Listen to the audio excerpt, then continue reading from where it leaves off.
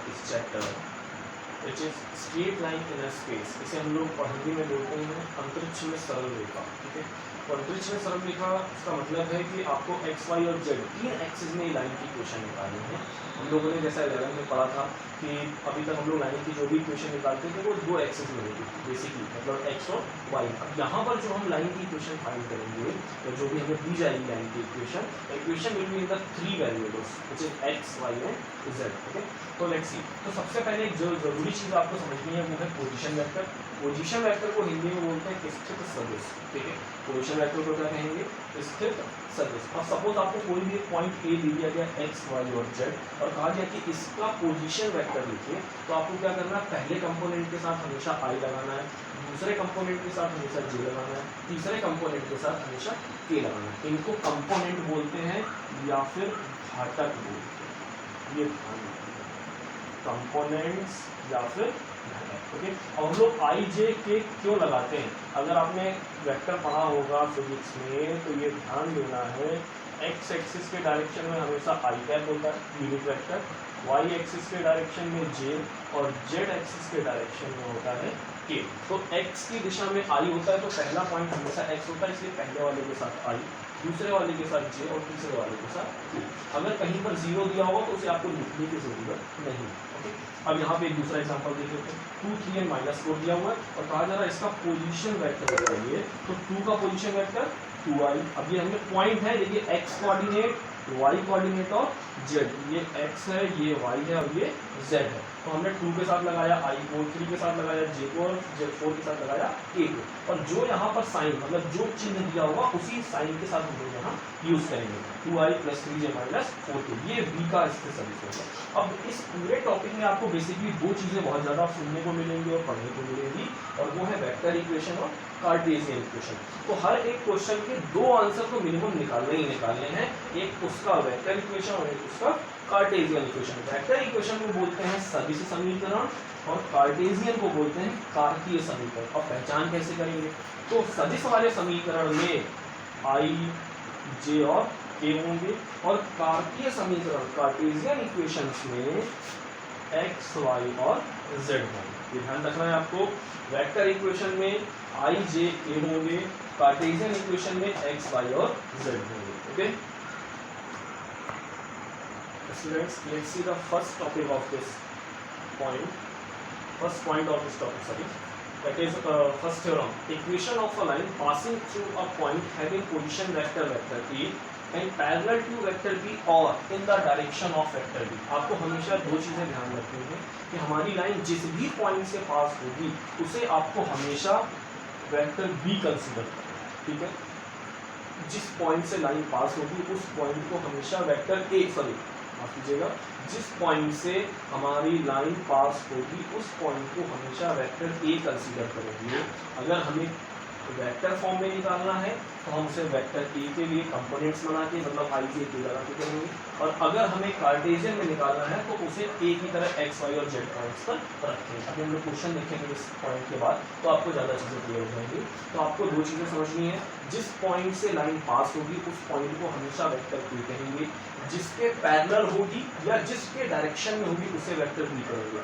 किसी भी दिए गए वेक्टर के इस कंडीशन में आपको वेक्टर बी गिवन होगा। अब या तो वो किसी कंडीशन के थ्रू गिवन होगा या डायरेक्टली गिवन होगा, ये चीज ध्यान रखेंगे। ओके, तो वेक्टर बी के पैरेलल या फिर in the direction of vector b, ये दोनों स्टेटमेंट मिल सकते हैं, या तो सदिश बी के समांतर या फिर सदिश बी की दिशा में। तो अगर ऐसा कहा जा रहा है तो हम लोग वेक्टर बी के लिए ही काम करेंगे। ओके, तो हम लोग इस थ्योरम का यूज करेंगे, vector r is equal to vector a plus lambda times vector b. यहाँ पर लैम्डा कोई भी एक स्केलर पैरामीटर मतलब अदिश कुछ भी हो सकता है। लैम्डा बी के जो कंपोनेंट होंगे, अब बी के कंपोनेंट मतलब क्या, जैसे सपोज आपको वेक्टर बी बराबर 2i + 3j + 4k ये दे दिया गया, तो जो ये 2, 3 और 4 हैं ये हमारे DRS हो जाएंगे उस लाइन पे। ये चीज समझ लीजिए। ओके, तो अगर आपको वेक्टर बी गिवन है तो बी के जो आई जे और के कंपोनेंट हैं जो कोफिशिएंट हैं वो कोफिशिएंट हमारे हो जाएंगे लाइन के DRS। ये चीज ध्यान रखनी है, बहुत आगे तक काम आना है ये DRS, और ये बहुत अच्छे से समझ लीजिए।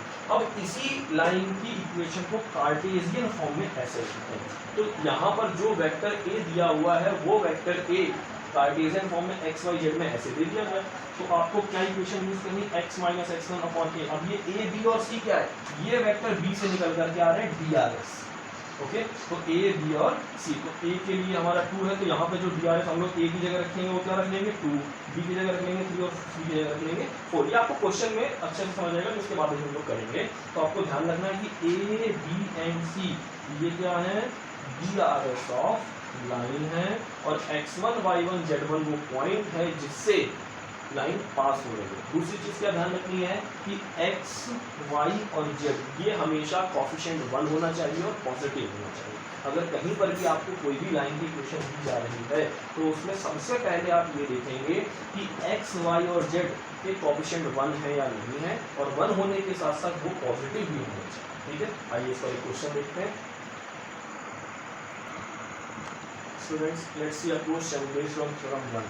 हमारी थ्योरम 1 क्या थी कि हमें एक पॉइंट दिया जा रहा था और एक वेक्टर दिया जा रहा था, जिस वेक्टर के पैरेलल हमारी लाइन जा रही थी। ठीक है, या तो उसके पैरेलल या फिर उसकी डायरेक्शन में। सबसे पहले तो एक चीज़ आप ये समझ लीजिए कि अगर किसी भी लाइन की इक्वेशन हमें फाइंड करनी है तो हमें मिनिमम रिक्वायरमेंट 2 चीज़ों की है। पहला, एक पॉइंट चाहिए जिससे लाइन पास हो रही हो, या और उस लाइन के DRS चाहिए। ठीक है, 2 कंडीशन होनी चाहिए। पहला क्या होना चाहिए, हमारे पास एक पॉइंट होना चाहिए जिस पॉइंट से हमारी वो लाइन पास हो रही हो, और उस लाइन की DRS पता होनी चाहिए। अब DRS आपको कैसे दिया जा सकते हैं, किसी भी वेक्टर के पैरेलल हो सकता है, या और भी कंडीशन होंगी, अभी आगे मिलेंगी। दूसरी कंडीशन क्या हो सकती है कि आपको सिर्फ 2 पॉइंट दे दिए। तो अगर आपको कभी भी कहा जाए कि find the equation of any line, that means we have to require minimum 2 points और 1 point and the DRS of the line. ठीक है, हमें या तो कम से कम 2 पॉइंट चाहिए जो उस लाइन पर हो, या फिर 1 पॉइंट और लाइन के DRS चाहिए। ठीक है, तो हम यही ढूंढेंगे, आप जो हमने कहा बस वो ढूंढिए आप। ठीक है, find the vector and Cartesian equation of a line through the point. अब पॉइंट हमें जरूरत थी तो पॉइंट हमें मिल गया 5 2 and -4 and which is parallel to the vector. अब ये किसी एक दिए गए वेक्टर के पैरेलल है, तो हमेशा ध्यान रखेंगे जिस पॉइंट से होकर के जाएगी लाइन, उस पॉइंट से हमने बना लेना है वेक्टर ए। तो हमने वेक्टर ए बनाया, 5 के साथ i लगाया, 2 के साथ j लगाया, -4 के साथ k लगाया, तो ये वेक्टर ए बन गया। जिसके पैरेलल है या फिर जिसके डायरेक्शन में है वो वेक्टर बी बन गया। ठीक है, अब ए और बी दोनों मिल गए, तो हमें पता है कि किसी एक पॉइंट से जाने वाले और दूसरे के पैरेलल, मतलब किसी एक पॉइंट से जाए और किसी दिए गए सदिश के समांतर रेखा का सदिश समीकरण जो वेक्टर इक्वेशन ऑफ लाइन है, vector r equals to a plus lambda b. आपको बस a और b उठा करके यहाँ सेट कर देना, आंसर आ जाए। ये हमारा वेक्टर फॉर्म है। ठीक है, अब इसी का कार्टेशियन फॉर्म बनाना, तो कार्टेशियन फॉर्म कैसे बनेगा, जो हमने पास पॉइंट थे वो x1 y1 z1 थे, तो कार्टेशियन फॉर्म की इक्वेशन क्या होती है, x minus x1 upon a, ये a है, y minus y1 upon b और z minus z1 upon c। तो हमें यहाँ पर DRS की जरूरत है। हमने आपको क्या बताया था कि जिसके पैरेलल हो या जिसके डायरेक्शन में हो, तो उसके जो कंपोनेंट होते हैं वो कंपोनेंट हमारे DRS ऑफ लाइन होते हैं। तो a is equals to 3, b is equals to 2 and c is equals to -8। हमने a, b और c रखा, इस पूरी इक्वेशन को सॉल्व किया, तो ये हमें कार्टेशियन इक्वेशन। Okay, clear. अब एक चीज ये समझ लो कि वेक्टर से डायरेक्ट कार्टेशियन में कैसे पहुंचते हैं। तो आप ये देखो, जो a के वेक्टर होते हैं, मतलब जो वेक्टर a के साथ होते हैं, तो ये पहला वाला अगर यहाँ पॉजिटिव है तो आपको x के साथ उसे नेगेटिव बना लेना है।